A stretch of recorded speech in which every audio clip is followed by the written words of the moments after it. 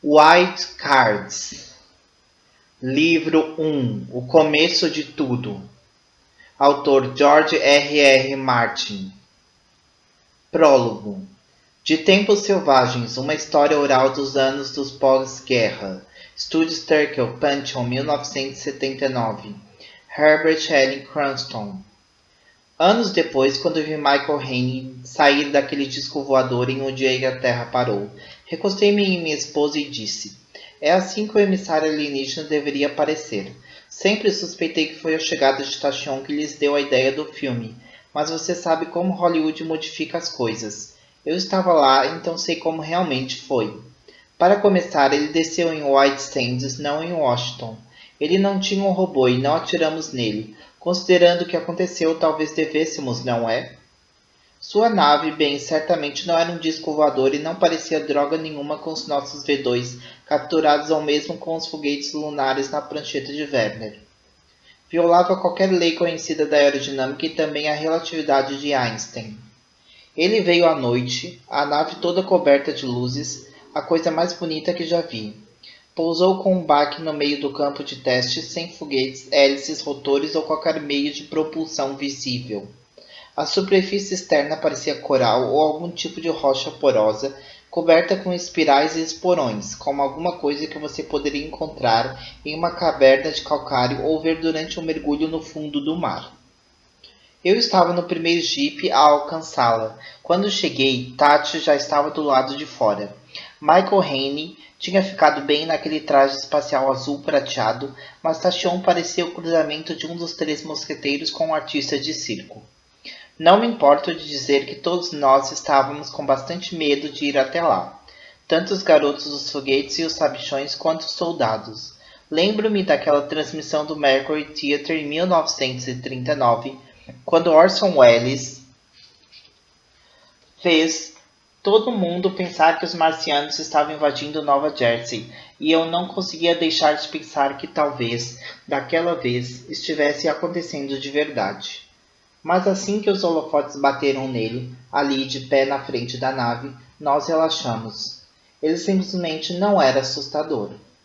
Era baixo, talvez 1,58 ou 1,60, e para falar a verdade parecia mais assustado do que nós. Estava vestindo meias calças verdes com botas embutidas e uma camisa alaranjada com babados de rendinha afeminados nos pulsos e no colarinho, e uma espécie de colete de brocados prateados, bem apertado.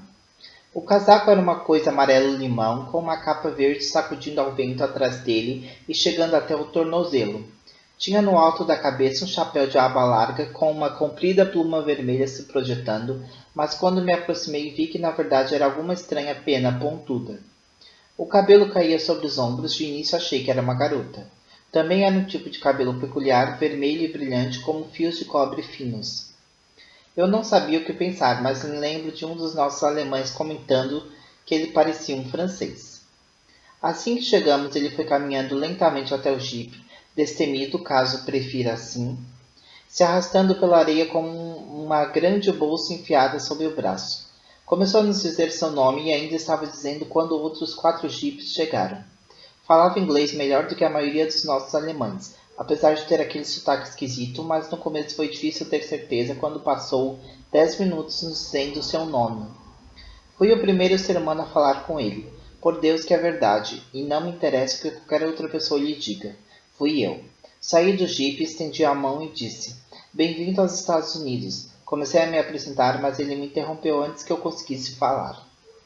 Herbie Cranston, de Cape May, Nova Jersey, disse ele. Cientista de foguetes. Excelente, também sou um cientista. Ele não se parecia com nenhum cientista que eu tivesse conhecido, mas fiz uma concessão, já que vinha do espaço sideral. Estava mais preocupado sobre como sabia meu nome. Perguntei. Ele agitou os babados no ar, impaciente. Eu leio sua mente. Isso não é importante. O tempo é curto, Cranston. A nave deles quebrou. Achei que ele parecia mais do que um pouco estranho quando disse aquilo. Triste, sabe? Sofrido, mas também assustado. E cansado, muito cansado. Então começou a falar sobre o tal globo. Era o globo com vírus carta selvagem, claro, todo mundo sabe disso agora. Mas na época eu não tinha ideia de que droga ele estava falando. Disse que isso estava perdido, precisava pegá-lo de volta e esperava, para o bem de todos nós, que estivesse intacto. Ele queria falar com nossos líderes. Deve ter lido seus nomes na minha mente, porque citou Werner, Einstein e o presidente, embora tenha chamado de esse seu presidente Harry S. Truman. Então subiu na traseira do jipe e se sentou. Leve-me até eles, disse imediatamente.